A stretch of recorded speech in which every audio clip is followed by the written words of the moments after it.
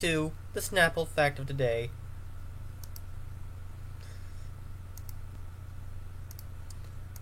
And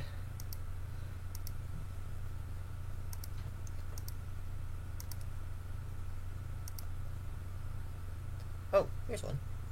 To take a page out of the Owlsgirl 3 playbook. Do I have this on ultra low? I do have this on ultra low latency. Okay, so the Snapple fact of the day: squirrels lose more than half of the nuts they hide. Really, squirrels? Really? Who am I kidding? So, let's get into the Indy Road Race. For the first time ever, NASCAR was at the Indy Road Course for a Cup Series race. And it was chaotic, to say the least. Especially in the last few laps. There were red flags aplenty, there were wrecks aplenty, and there was bad officiating. Par for the course for NASCAR, I guess. Biggest culprit of the bad officiating was on that final restart, where Chase Briscoe cut the course to avoid a wreck. Now, there is precedent for not issuing a penalty when someone cuts the course to avoid a wreck. The ruling is that when you go through pit lane and you speed to avoid a wreck, there's no penalty. Now, that should be the same for road course races. If you cut the course to avoid a wreck, you should not get a penalty. NASCAR said, no, Chase, no. You cut the course, you get a penalty. It was a stop and go penalty, and that cost Chase Briscoe the race. And there was one big wreck that occurred on the first overtime. And that was all started because NASCAR refused to throw a yellow for debris from Martin Truex Jr.'s spin. Race control lost all control of the race. Where did we see that before? Oh yeah, Talladega, 2015. Talladega, 2016. And Talladega, 2020. All three instances for Talladega. Coincidence? I think not. We also saw an instance of what I like to call a Heidi game, where NASCAR schedules the race on one network, and because it ran long, they had to move it to another network that not much of the country gets. So, the race was scheduled on NBC. But it was running long, and it was running into golf coverage, and NBC decides that golf coverage is more important. Seriously, guys? No. But because NBC decides that golf is more important than NASCAR, they move it to NBCSN, which not much of the country gets and is going away at year's end. Seriously? No. Now, this reminded me of a couple instances during the ESPN ABC years where either ESPN or ABC was scheduled to cover a race, and because that race was running long, either ESPN or ABC moved it to ESPN2, which not much of the country got. And I don't think much of the country gets ESPN2. Let me check NASCAR on ESPN coverage anomalies.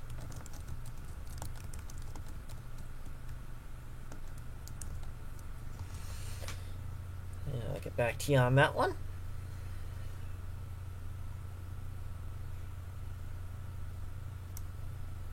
NASCAR ESPN. Okay. There we go. So, let me scroll down. Scroll.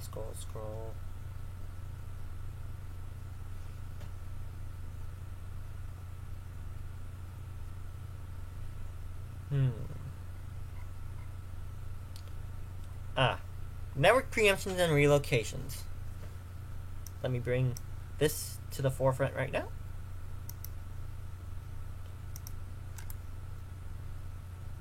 And I'll do a window capture.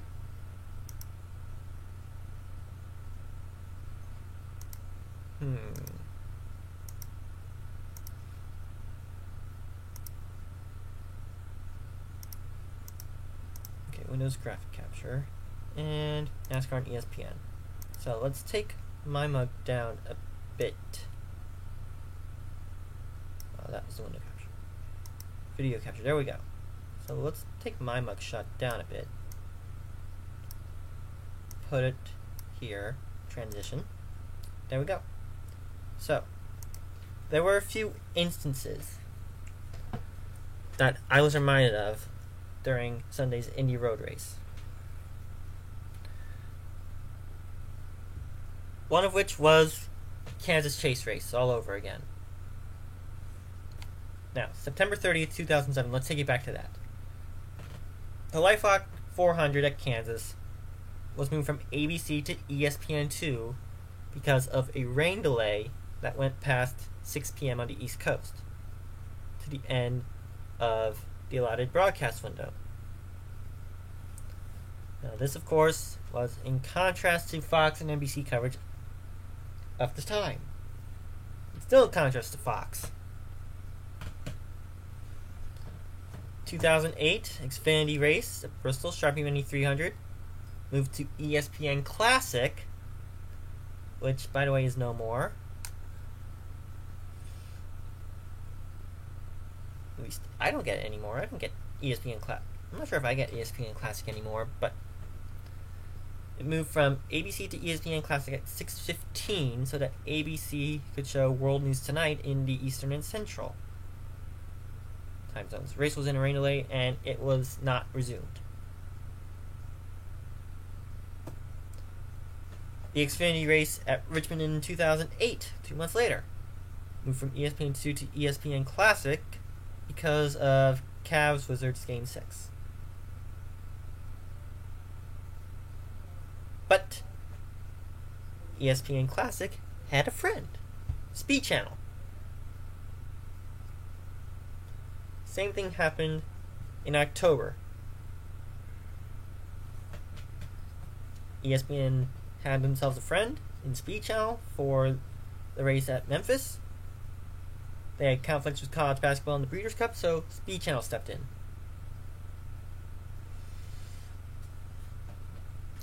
November 2008. This was the biggest instance that I was reminded of. November 9th, 2008, the second to last race of that year's chase moved from ABC to ESPN2 because the race exceeded the broadcast window due to a pair of red flags. It moved there because ABC and the Eastern and Central decided to air AFV, America's Funniest Home Videos, while Mountain and Pacific stayed with race coverage, ESPN2 serving as simulcast. So that was the biggest one.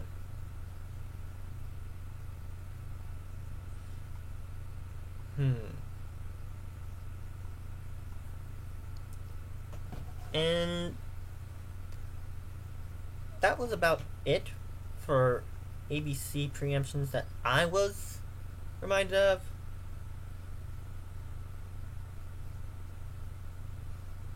So let's get my mug back up here. Yeah. It reminded me of the preemptions of the 07 to 14 ABC ESPN era. And that was riddled with preemptions. But it was chaotic. It was a nightmare. But it was an entertaining race. Now we get to see what Bob Pockrass has to say about it. So let's pull my mug down.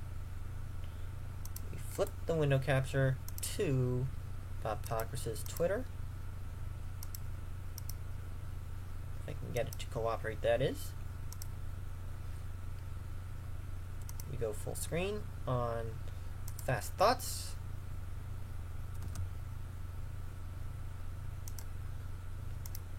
And we go.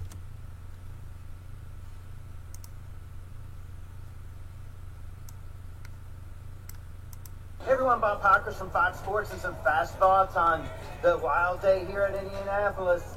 Denny Hamlin and Chase Briscoe have contact at the end, and AJ Allmendinger swoops in for the big victory for him in Kaulig Racing. Part-time Cup team, full-time Xfinity team, winners here at Indianapolis. But man, what about that Briscoe-Hamlin contact? Briscoe says it was unintentional, and Hamlin said he did feel like it was malicious, but he felt like Briscoe should have had better judgment. They should have known he was going to be penalized. NASCAR had called it out on the radio, and I agree. If you go through that area, the rule's pretty clear that you're going to have to do a stop and go. Now, this is where I disagree with Bob Pockrass. That was avoidable contact. And yes, it was a stop and go penalty, but avoidable contact, and he was trying to avoid that. He was trying to avoid that contact. He had to cut through the course to avoid it. He had no choice but to cut through the course to avoid contact with Hamlin. So I think Briscoe should have been let off the hook here. It's like I said. It's like when you speed through pit road to avoid a wreck. So when you speed through pit road to avoid a wreck, there's no penalty. Why shouldn't it be the same when you cut through the road course to avoid contact, to avoid a wreck? So I'm sorry about Pockrass, but I gotta disagree with you on this one. Oh, now, granted, it's last lap and you're going for a playoff spot. You don't do anything until you're absolutely sure and you're absolutely told. Briscoe said he didn't know. Maybe NASCAR needs to have some screens on the track, where they show a number that's being black flagged or has a penalty. Or maybe on the digital dash that they can start sending notes to drivers to avoid that in the future. Because certainly took a win away from Denny Hamlin. Consolation is Hamlin is in the playoffs now, because it's not a winner who could take another spot in the playoffs today. So Hamlin is finally in. But man, what a wild day. Not obviously the best day for NASCAR, the curbs here in Indianapolis. Another new track and another challenge for the sanctioning body, right? You had the Bristol Dirt, Dakota, and now here. I'm not going to say that they should have been able to foresee it, but when they start having problems early in the race, maybe they should have picked up that curb earlier in the event and maybe just taken away that entire curb. I guess it's easy to second guess them, but again, seems like every new track there's challenges, and hopefully that all these challenges get resolved as NASCAR moves forward going into 2022. Yeah, with a new track, there's bound to be a lot of challenges. Let's bring my mugshot back. Lower it a bit. And there. But yeah, with a new track, there's bound to be lots of challenges. We saw it at Bristol Dirt, we saw it at COTA, we saw at Road America. We're seeing it now again at Indianapolis, and we saw it a couple of years back at the Charlotte Roval. We saw chaos, we saw a lot of challenges for these new tracks, and as NASCAR goes forward into 2022, I hope they solve some of these challenges. And I just heard from Jenna Fryer on her Twitter that Kurt Busch has 2 offers on the table for 2022. I'm assuming one of them is for 2311. I don't know what the other one is for. one of those offers has got to be from 2311 to be in their second car. And, by the way, congrats to Kaulig Racing getting their first Cup Series win before they're even a full-time team.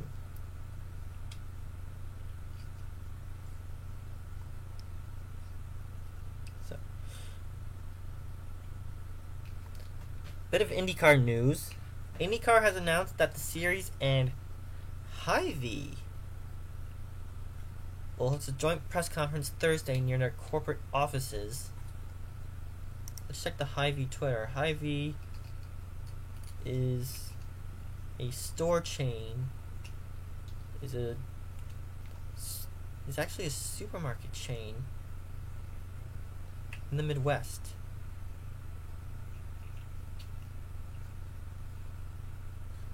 So those attending include Bobby and Graham Rahal, Roger Penske, and Hy-Vee officials. So we are expecting this to involve a return to Iowa Speedway, which puts on great IndyCar races, by the way. Silly season news. Carson Hocevar will return to Nice Motorsports in 2022 to drive in the Truck Series. And this was reported yesterday. Josh Berry will be driving for JR Motorsports in the 8 car in 2022. So, let's hear from Josh right now. I'm going to put iMug down. And we go. First off, what is your plans now for the rest of this year? Well, they're still kind of fluid. I think kind of like it's been doing. I want to, and hopefully that this announcement doesn't change that. I want to continue to race the Rackley War truck for the remainder of the Truck Series season. I feel like that's a good chance of that happening. There could be, they're building their program, and I think that they wanted, they hope that I could be a part of that for next year, and it just doesn't look like that's going to work out with their intentions of, they want a driver that can claim the truck points. So, there could be some, they might have to, try a couple different drivers or something along the way. But hopefully I want to drive for them the rest of the year. I've talked to Jordan Anderson about running a couple races. Obviously his deal is kind of week to week, just depending on funding and different things. So, and other than that, I'm going to race our late model car as many times as I can, and that'll pretty much be my fall. And obviously there was interest in you from other teams, so did you ever come close to leaving Junior Motorsports, and if so, how close? I don't know. I think Junior Motorsports was pretty open with me the whole time about where we were at with things, and it's still pretty early in the season, so we all felt like we had time on our side, and I had a couple decent, good offers to do some other things, but obviously this is where I wanted to be and what I wanted to race the Xfinity Series. I love the Xfinity Series, love the cars and everything about it. So obviously wanted to make this work, and we were able to do it. And finally, do you know who your crew chief is going to be yet?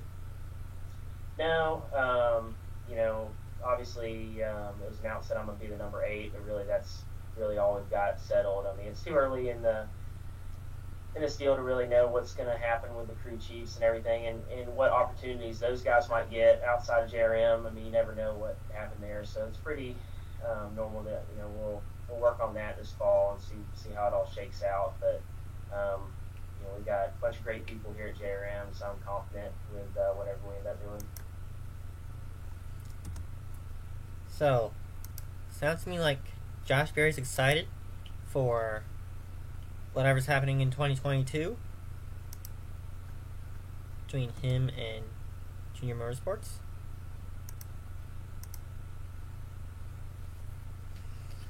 As we pull back on Bob Pockrass's Twitter, yes, his sponsored Tire Pros will be back for more in 2022, so there's that.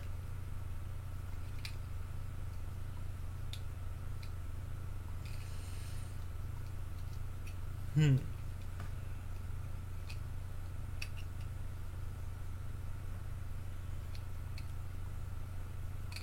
And I'm guessing that is it. Let's see what Steve Ender has to say. Oh wait, no, let's see who I can get.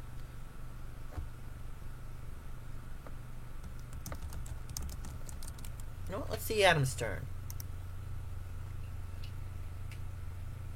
Oh. NASCAR today is re-implementing additional COVID-related ad track restrictions, namely reducing interactions between essential personnel and guests/fans. And this is in response to that pesky Delta variant of COVID-19 that's been running rampant throughout the country. And of course, those anti-vaxxers that are saying, I don't want the shot. Guess what? You gotta get the shot. Get your pricks, move on. We need you all to get your pricks in the arm. That's the only way we're gonna be able to get out of this dumb pandemic.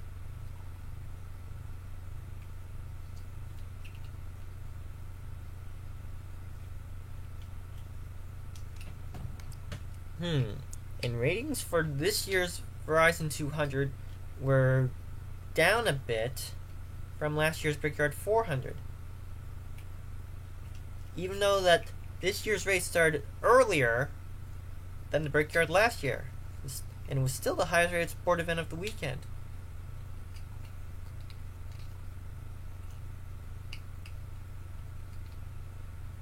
And some more to light on Indy's return to Iowa Speedway. The announcement will come Thursday at 11:30 a.m.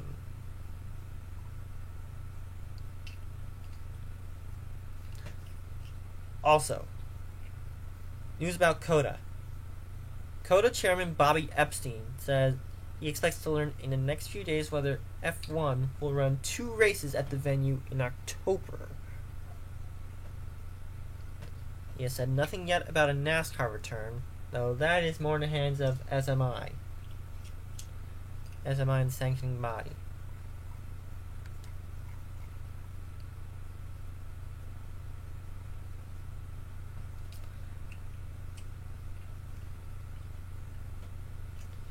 Also, from IndyCar, Pagenaud leaving Team Penske at season's end. We learned that last week.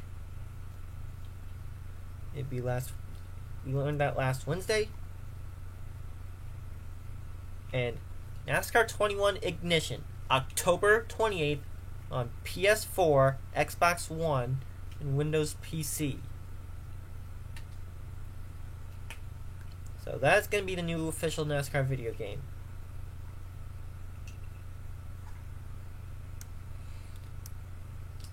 Now let's check Jenna Fryer.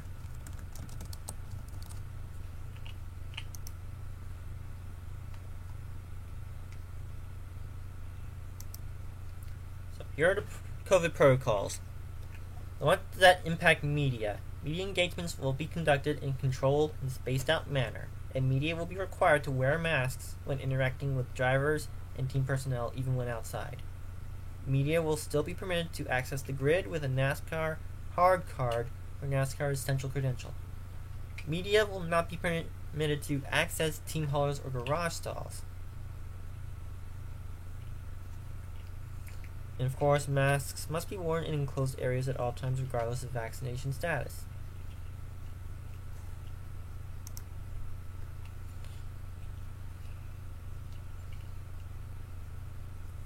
Now, at-track operations. Casual and planned contact points between essential team personnel, drivers, and guests/fans will be greatly reduced. Guests will not be permitted to access team haulers or garage stalls, and grid access for guests has been suspended until further notice. Again, Delta variant. Drivers are prohibited from visiting suites. However, teams may host guests in controlled outdoor distance meetings with drivers. Driver movement routes will be planned to eliminate casual driver and fan interactions. Driver intros in Victory Lane will be modified to significantly reduce driver exposure. And this is all until that Delta variant is done.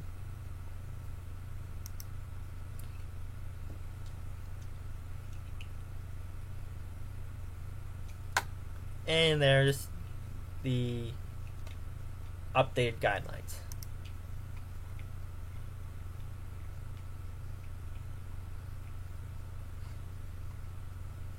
So, yeah. And serious question from Jenna Fryer. How much culpability, if any, does race control bear for the IMS road course mess? If you ask me, they need to take the entire fall. They need to take the fall completely for the IMS mess. That's all I'm saying.